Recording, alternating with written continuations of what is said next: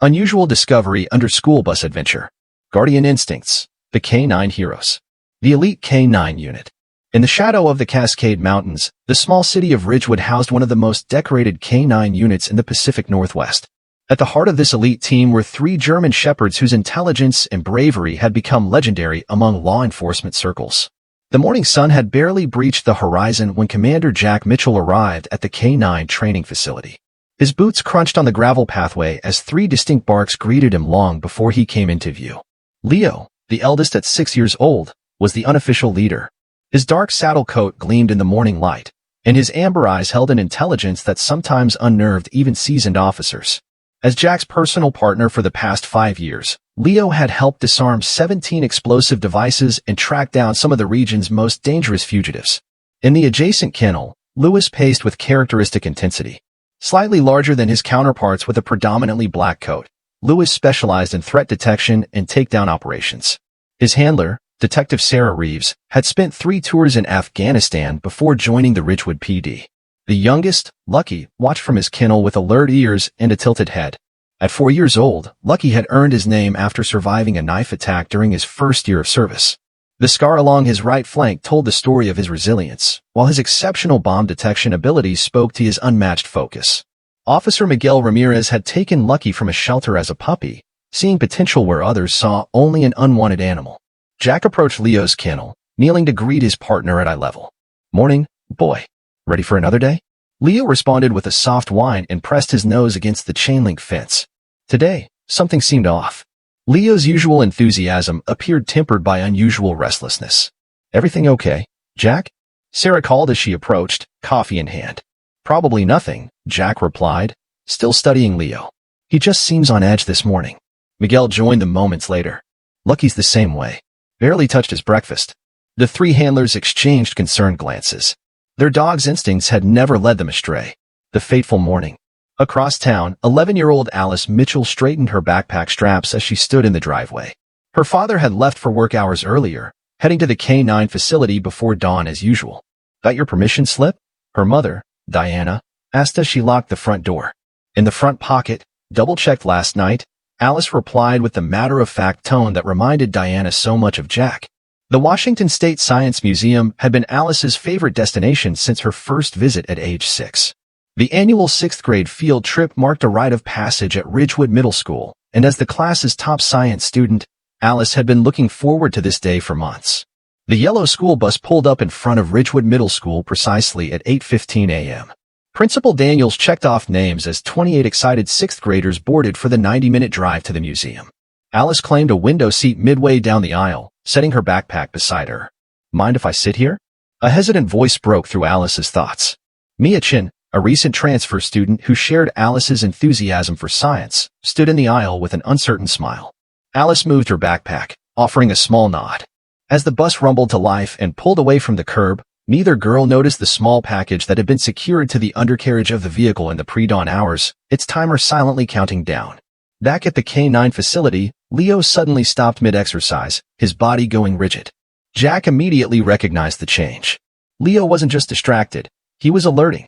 Across the yard, Lewis and Lucky displayed similarly unusual behavior, turning toward the eastern fence line with focused intensity. "Something's definitely up," Sarah said, one hand resting on Lewis's back. The 3 dogs began to whine simultaneously, an eerie chorus that sent chills down their handlers' spines. When Leo suddenly bolted toward the fence line, Jack's training kicked in.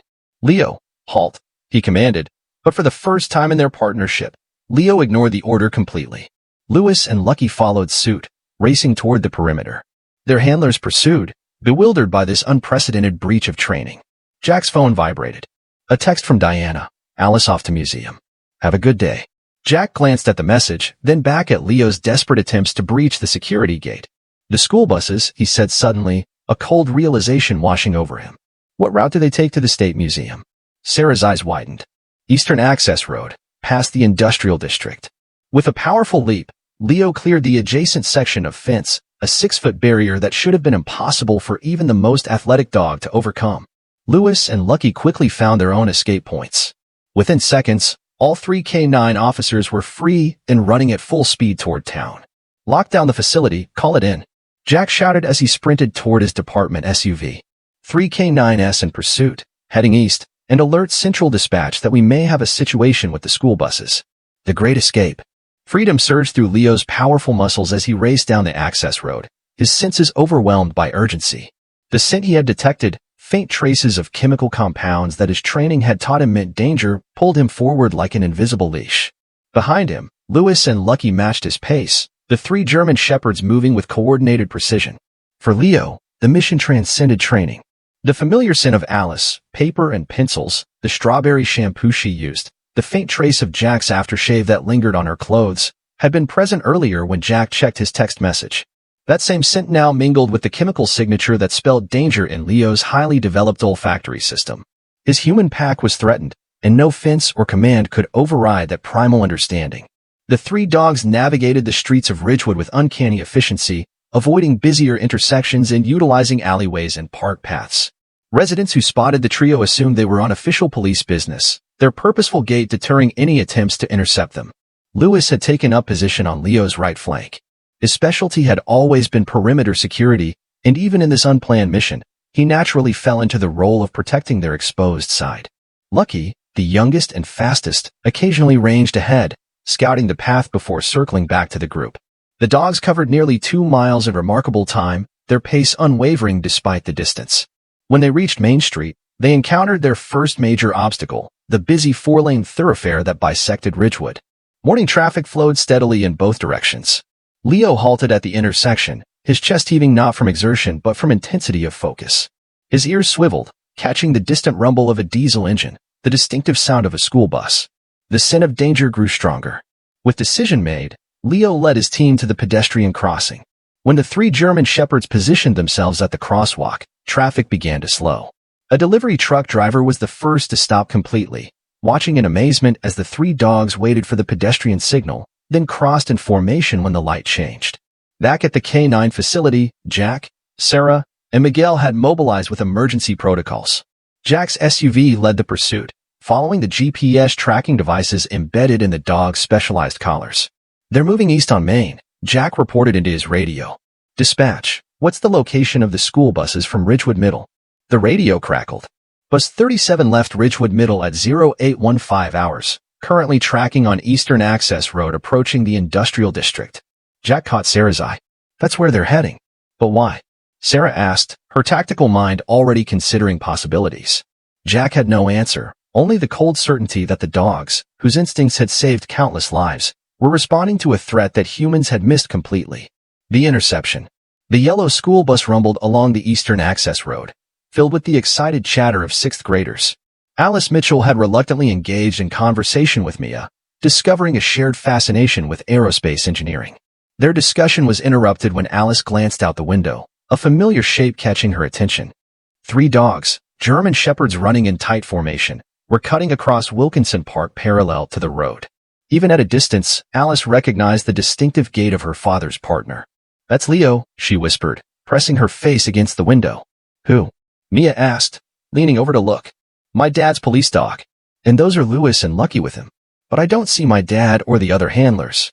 The bus turned onto Industrial Parkway, temporarily taking the dogs out of view. Alice felt a sudden uneasiness settle over her. Leo never operated without her father. Something was wrong. The 3 K9 officers had picked up pace, sensing their quarry was now within reach.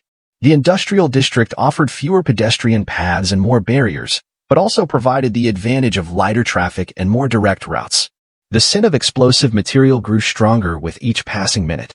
Leo recognized not just the primary chemical compounds but the subtle undertones that suggested a timer or remote detonation component. His training had exposed into dozens of different explosive configurations, and this signature matched patterns consistent with devices designed for maximum structural damage. Behind them, sirens wailed as Jack and the other handlers followed their trail. The dispatcher had alerted the bus driver to potential police activity along the route but had stopped short of ordering the bus to pull over, standard protocol when dealing with unconfirmed threats.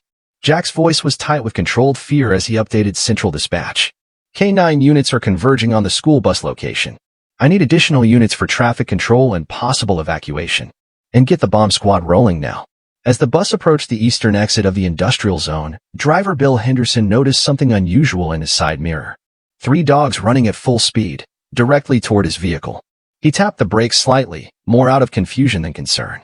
Inside the bus, Alice felt the slight deceleration. Looking out the window again, she saw Leo, Lewis, and Lucky gaining ground, their determined expressions visible even at a distance. "They're coming toward us," she said, loud enough that several other students turned to look. Mr. Henderson's radio crackled with the dispatcher's voice. "Bus 37, be advised, police activity in your vicinity. Maintain normal operations but be prepared for possible instructions." The cryptic message did little to explain the 3 police dogs now clearly visible in his mirrors. Henderson made a quick decision, activating his amber warning lights and beginning to slow the vehicle. The 3 German shepherds closed the final distance as the bus slowed, positioning themselves strategically. Leo and Lewis took up stations directly in the path of the bus, forcing Henderson to bring the vehicle to a complete stop. Lucky circled to the rear, his attention fixed on the undercarriage. "Why are we stopping?" asked Mr. Rhodes, the science teacher supervising the field trip. "Police dogs," Henderson replied, gesturing toward the windshield where Leo and Lewis stood their ground. "They seem to want us to stay put." Alice had already risen from her seat. "That's my dad's K9 unit," she informed Mr. Rhodes. "Something's really wrong."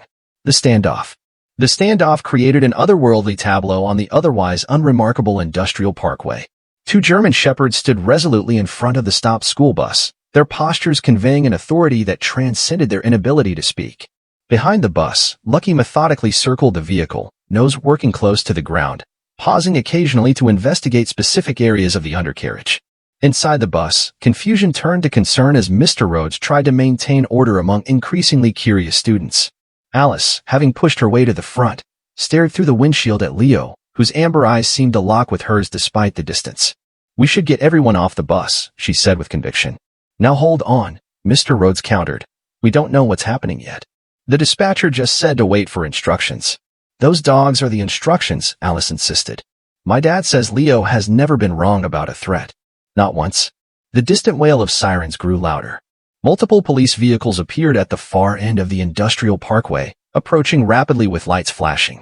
Jack's SUV led the convoy, screeching to a halt 50 yards from the bus. The 3 handlers emerged, quickly assessing the situation. The dogs had contained the bus without creating panic, precisely the outcome they had been trained to achieve when detecting threats in populated areas.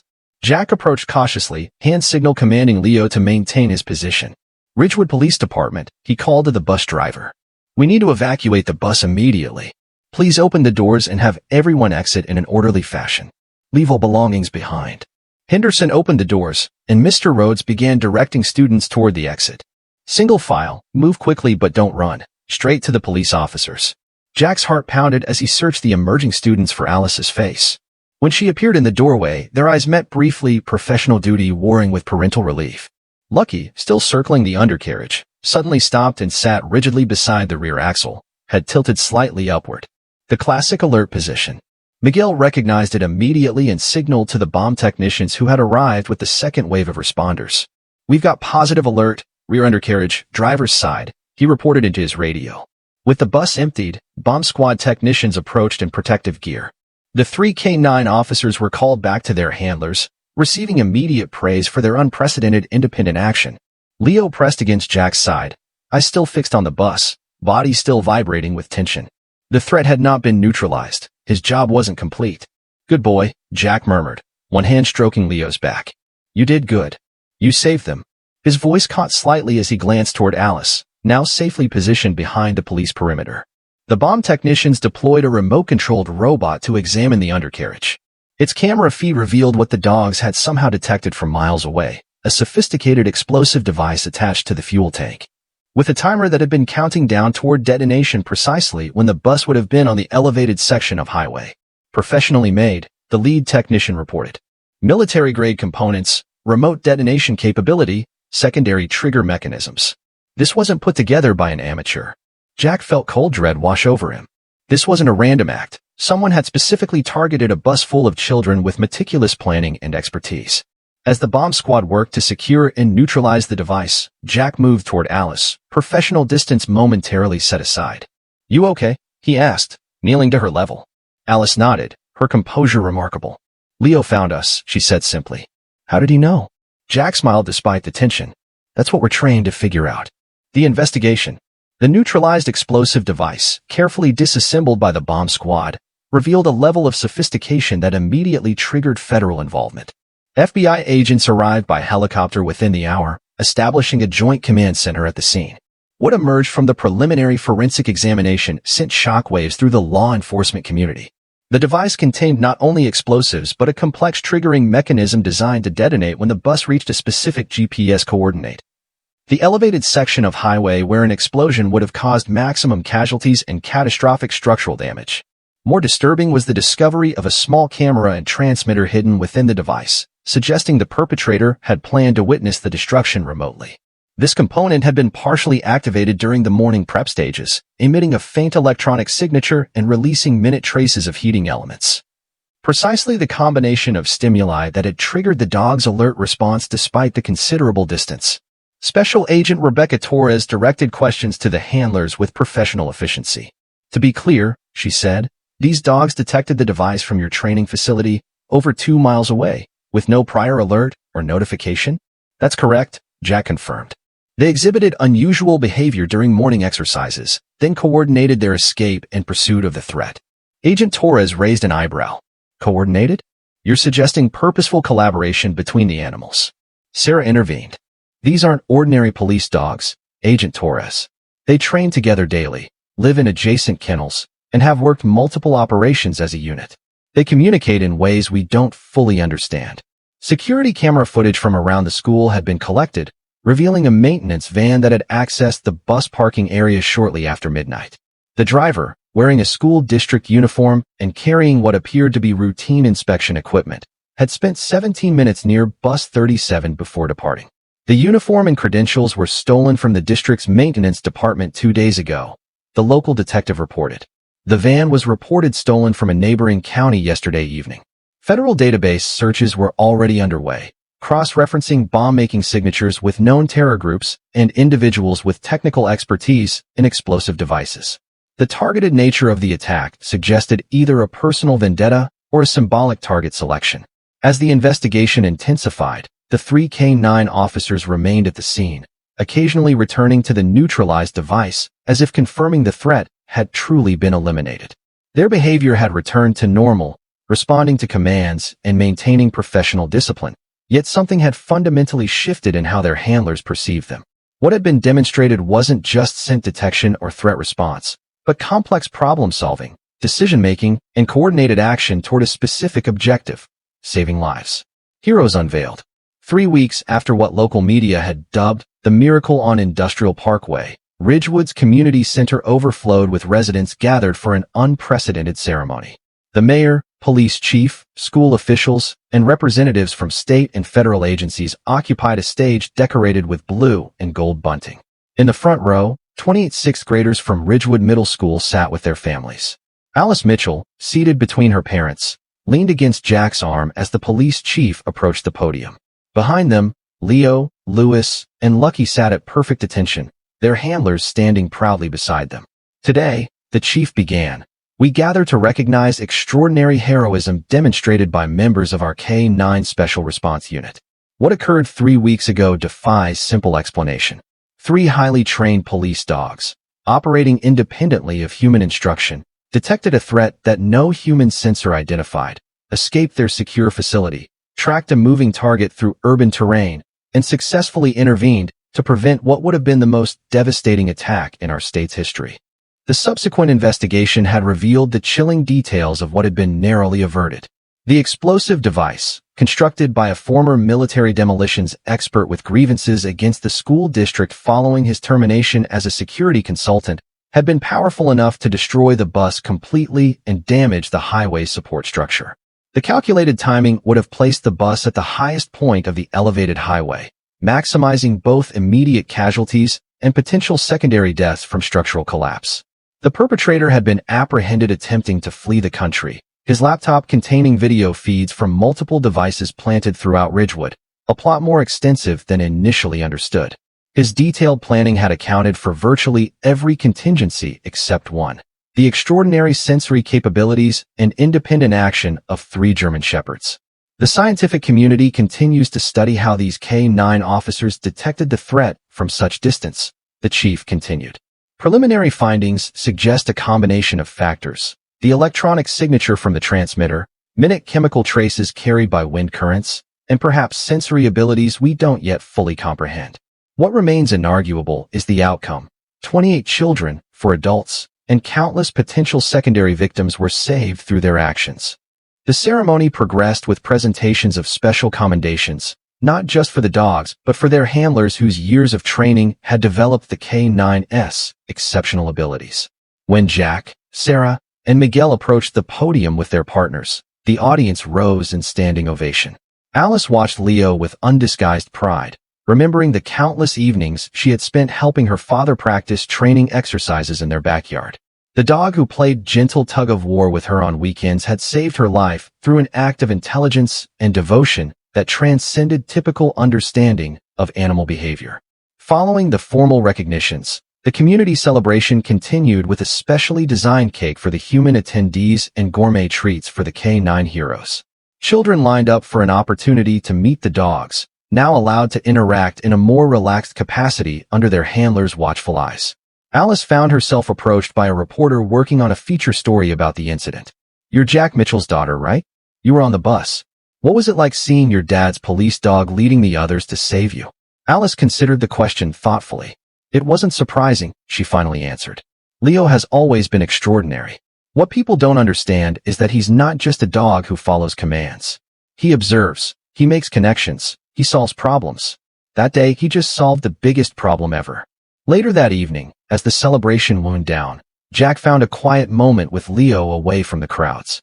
The German Shepherd leaned against his handler's leg, a gesture of connection that had become their personal ritual after difficult operations.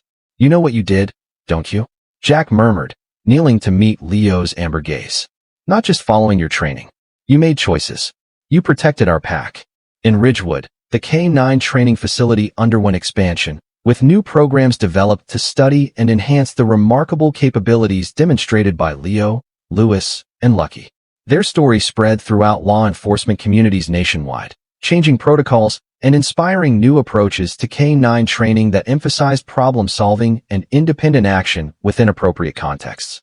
For Jack and Alice Mitchell, life gradually returned to its familiar rhythms: school days, work shifts, weekend hikes in the mountains. Yet something had fundamentally changed in their understanding of the German Shepherd, who moved between the roles of professional partner and family companion with seamless grace. Leo had always been exceptional. Now the world knew exactly how exceptional he truly was. As Jack watched his daughter and his K9 partner playing in the backyard that weekend, the afternoon sun casting long shadows across the grass, he reflected on the bond that connected them, not just as human and animal, but as beings capable of transcendent understanding when joined by trust, respect, and unwavering devotion.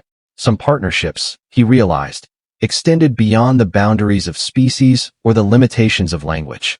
Some connections reached the level of instinct, intuition, and unspoken understanding that made the impossible suddenly achievable. Guardian instincts. Hero hearts. The remarkable, immeasurable capacity of dogs to protect what they love. The extraordinary bond. K9 heroes among us. Across America, the silent guardians of our communities aren't always human. In police departments from Los Angeles to New York, highly trained German Shepherds, Belgian Malinois, and Labrador Retrievers serve alongside their handlers with a devotion that defies simple explanation. Their extraordinary sensory capabilities, able to detect explosives, narcotics, and missing persons with astonishing accuracy, have saved countless lives in circumstances where technology fails. What's most remarkable, however, isn't just what these dogs can sense, but how they interpret and act upon that information. A K9 officer in Boston recently detected a natural gas leak in an elementary school before any human or mechanical sensor raised an alarm. In Colorado, a search and rescue German Shepherd tracked a missing child through 3 miles of wilderness, making independent decisions at trail junctions that puzzled even experienced handlers. These aren't isolated incidents. They represent a pattern of intelligence, problem-solving, and devotion that challenges our understanding of animal cognition. The bond between handler and K9 partner transcends professional training, becoming something primal and profound. In moments of crisis, when instinct overrides protocol, these extraordinary animals remind us that heroism knows no species barrier, and that sometimes, the most powerful connections in our lives don't require words to expert. assess their depth. Thank you for watching this heartfelt story.